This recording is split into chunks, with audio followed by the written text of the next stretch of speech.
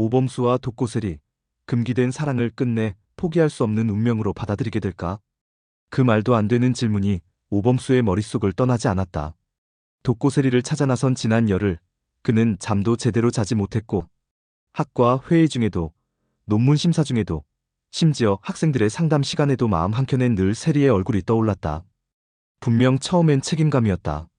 자신으로 인해 흔들린 학생의 삶을 바로잡고 싶다는 일종의 윤리적 의무감. 그러나 그것만으로 설명되지 않는 감정이 자꾸 피어올랐다. 세리를 찾았을 때 그녀는 피아노 학원이 딸린 작은 친구의 시골집에 머물고 있었다. 화장은 지워져 있었고 그 단정하던 옷차림 대신 커다란 후드티에 청바지를 입고 있었다. 그러나 오범수는 그 모습에서 이상하게도 더 눈을 뗄 수가 없었다. 걱정돼서 왔어.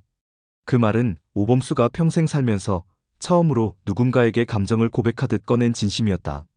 완벽해야 했던 인생, 누구에게도 약점을 보이지 않던 삶에서 처음으로 균열이 생긴 순간이었다. 세리는 그 말에 눈물을 흘렸다. 그리고 잠시 후 조용히 오범수의 얼굴을 올려다보았다. 그 눈빛에는 수많은 감정이 교차하고 있었다. 외로움, 두려움, 설렘, 그리고 마지막으로 결심이 서린 확신. 그녀는 떨리는 손으로 오범수의 뺨을 감싸며 말했다. 그럼 그냥 안아주세요. 그거면 돼요. 오범수는 말없이 그녀를 끌어안았다. 두 사람 사이에는 더 이상 설명도 변명도 필요하지 않았다. 오범수는 그녀의 머리카락에 얼굴을 묻으며 마치 세상 끝에 도달한 듯한 숨을 내쉬었다. 세리는 그의 품에서 눈을 감았고 오범수는 조심스럽게 그러나 더는 주저하지 않고 그녀의 입술에 입을 맞췄다. 처음엔 조심스러웠고 서로의 떨림을 느끼는 듯 미약했지만 시간이 지나며 그 키스는 점점 더 간절하고 절절해졌다. 세리는 눈을 떴고 그와 눈을 맞췄다. 이 순간 잊지 말아요. 절대 아니죠. 너도. 두 사람은 서로의 이마를 맞댄 채 아무 말 없이 한참을 그렇게 있었다. 세리는 오범수가 그저 도의적인 책임감으로 자신을 걱정하는 것이라는 믿음을 떨칠 수 없었고 그의 진심을 받아들이기엔 아직도 많은 감정의 매듭이 남아있었다. 그날 밤 세리는 어두운 방에서 혼잣말처럼 말했다. 내가 진짜 좋아했던 건 교수님이 아니라 내가 되고 싶었던 사람이었는지도 몰라. 오범수는 몰랐다. 그녀가 품고 있는 외로움의 깊이를 사랑이라는 이름으로 쏟아내는 그 맹목적인 감정 뒤에 숨어있는 자기부정과 고통을.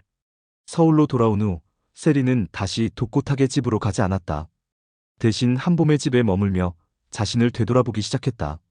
한봄은 친구로서 그리고 아버지 한동석의 뒤얽힌 감정선을 아는 사람으로서 세리에게 조심스레 충고했다. 세리야, 오빠가 널 걱정하는 건 사실이야. 근데 그 감정이 사랑인지 책임인지 그건 아무도 몰라. 오빠 본인도 모를걸? 그 말에 세리는 고개를 끄덕였지만 마음속은 복잡하기만 했다. 그때였다. 장미애가 병원에 입원했다는 연락이 왔다. 과호흡 증세로 실려갔고 스트레스성 심장협심증 진단까지 받았다는 것이다. 세리는 곧바로 병원으로 달려갔다. 병실에서 장미애는 마치 어린아이처럼 딸에게 매달렸다. 세리야, 제발 집으로 돌아가. 아빠가 널 얼마나 찾는 줄 알아? 너 없으면 엄마는 죽어. 세리는 속으로 비명을 질렀다. 나는 왜 늘 누군가의 기대와 책임 속에서 살아야 하지? 그때 오범수가 병실 문을 열고 들어왔다. 한결의 전화를 받고 달려온 것이다. 세리는 당황했고 장미애는 의심의 눈초리로 둘을 번갈아 보았다. 두 사람 무슨 사이니? 그 질문은 세리를 침묵하게 만들었고 오범수는 무겁게 입을 열었다. 전 세리에게 마음이 있습니다. 순간 병실의 공기가 얼어붙었다. 장미애는 고함을 쳤다. 너 제정신이니? 너 우리 딸이랑 20살 차이야. 결혼한 것도 아니잖아. 게다가 교수잖아. 이런 말도 안 되는 짓이 어디 있어? 세리는 그제야 오범수의 손을 잡으며 말했다. 엄마, 나 교수님 좋아해. 나 그 사람 없으면 안 돼. 결국 그날로 세리는 집에서 완전히 쫓겨났다. 독고탁은 분노에 차 세리의 통장을 정지시키고 명의로 되어 있던 차량과 부동산도 전부 회수했다. 장미애는 오범수의 학교에 정식으로 민원을 넣으며 딸과의 부적절한 관계를 조사해달라고 요구했다. 오범수는 직위해제 위기에 놓였고 학과 학생들은 웅성거리기 시작했다. 오한이조차 유치원에서 우리 아빠가 나쁜 사람이라며 란 말을 듣고 울고 돌아왔다. 그 와중에 또 다른 폭풍이 찾아왔다. 오범수가 미국 유학 시절 연구 자금 명목으로 받은 후원금 중 일부가 사적으로 유용됐다는 고발이 접수된 것이다. 출처는 불분명했지만 세간에는 독고타기 배우 아니냐는 의혹이 돌기 시작했다. 이 모든 상황을 지켜보던 오강수는 더는 참지 못하고 오범수를 찾아갔다. 형, 세리 씨 좋아하는 거 나 이해해요. 근데 지금 형 혼자 무너지면 안 돼요. 형 무너지면 우리 가족도 무너져요. 오범수는 강수의 말에 고개를 떨구었다. 자신이 감정에 휩쓸린 사이 형수 마광숙은 술도가를 지키기 위해 몸부림치고 있었고 천수는 고시원에서 굶고 있었으며 흥수는 문화센터 수강생들 앞에서 웃으며 살아가고 있었다. 모두가 자신만의 짐을 지고 버티고 있는데 자신은 한 사람을 지키겠다고 너무 많은 것을 등졌다. 그날 밤 오범수는 세리에게 편지를 남기고 자취방을 비웠다. 어디론가 떠난 것이다. 며칠 후 한결이 세리에게 편지를 전했다. 이건 형이 남긴 거야. 내게 전해달라고 했어. 편지엔 이렇게 적혀 있었다. 너를 사랑해서 떠나는 거야. 이기적인 마음일지도 모르지만 지금 너와 함께하는 게 너를 지키는 길은 아니라는 걸 알았어. 나에겐 아직 풀어야 할 매듭이 많아. 너를 진심으로 마주할 자격이 있는 사람이 되면 그때 다시 찾아갈게.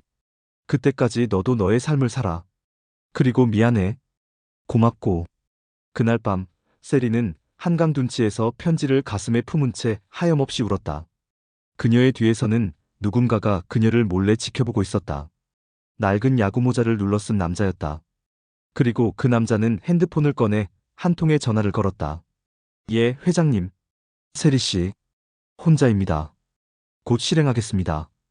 그 남자는 바로 독고타기 고용한 사설정보원이었고 세리의 모든 행적을 감시하며 보고하고 있었다. 독고탁은 그녀가 다시는 독수리 술도가 사람과 엮이지 못하게 하겠다고 결심한 상태였다. 그 시각 마광숙은 오장수의 유산 문제로 뜻밖의 서류를 접하게 된다. 오장수가 생전에 작성한 유언장이었는데 거기에는 술도가의 지분 30%를 세리에게 넘긴다는 내용이 담겨 있었다. 이유는 단 하나. 오범수와 결혼할 경우를 대비해 미리 준비해 두었다는 것. 마광숙은 경악했다. 이 유언장이 공개되면 독고탁이 가만히 있지 않을 것이다. 광숙은 자동을 찾아가 이 일을 상의했고 자동은 이건 폭탄이야. 지금 공개하면 술도가는 진짜 무너져. 라고 경고했다. 그리고 다음 날 시장통에서 한 여인이 고자동을 붙들고 울며 애원했다. 그녀는 과거 자동과 연인이었고 사실은 오흥수의 친모였다. 고자동도 처음 듣는 사실에 충격을 받았다. 옥분의 친언니라는 사실이 알려지며 시장은 술렁이기 시작했다. 며칠 후 술도가에 다시 어두운 그림자가 드리웠다. 정체불명의 투자자가 접근해왔고 마광숙에게 거액을 투자하겠다며 손을 내밀었다. 그는 자신을 국내 유명 주류 유통회사 이사라고 소개했지만 문서 어디에도 그의 이름은 없었다. 자동은 그 남자의 눈빛에서 익숙한 뒷골목 냄새를 맡았고 광숙에게 절대 서명하지 마. 이거 우리 무너뜨리려는 덫이야라며 경고했다. 그러나 술도가의 재정은 이미 바닥나 있었고 광숙은 선택의 기로에 섰다. 같은 시각 미국에 있던 강소연은 딸 영주가 가출했다는 연락을 받고 한국으로 급히 귀국한다. 그녀는 천수와 연락을 시도하지만 천수는 이미 핸드폰을 끊고 잠적 중이었다. 영주는 SNS를 통해 자신이 서울에 있다는 흔적만 남겼고 세리와 접촉한 정황이 포착되었다. 천수는 고시원에서 자신의 지난 삶을 돌아보고 있었다. 펀드 매니저 시절의 화려함은 사라졌고 남은 건 계좌에 남은 몇 푼과 자존심뿐이었다. 그에게 전화가 걸려왔다. 발신자는 미순이었다. 천수야, 편의점에 와줄래? 이상한 남자가 와서 행패를 부려. 천수는 곧장 달려갔다. 그 남자는 과거 그가 증권사에서 억울하게 잘리게 만든 내부 고발자였다. 그가 다시 천수의 삶 앞에 나타난 이유는 단 하나, 다시 자신을 도와달라는 것. 모든 인물들의 비밀과 감정이 뒤엉킨 가운데 다음 이야기는 더욱 혼란의 소용돌이 속으로 빨려 들어간다. 오범수는 정말 돌아올 수 있을까? 세리와의 관계는 어떻게 전개될까? 술도가와 독고가의 전쟁은 끝날 수 있을까? 그리고 영주의 행방은 밝혀질 수 있을까? 모든 진실이 밝혀질 그날까지 숨을 쉴 수조차 없는 긴장이 계속된다.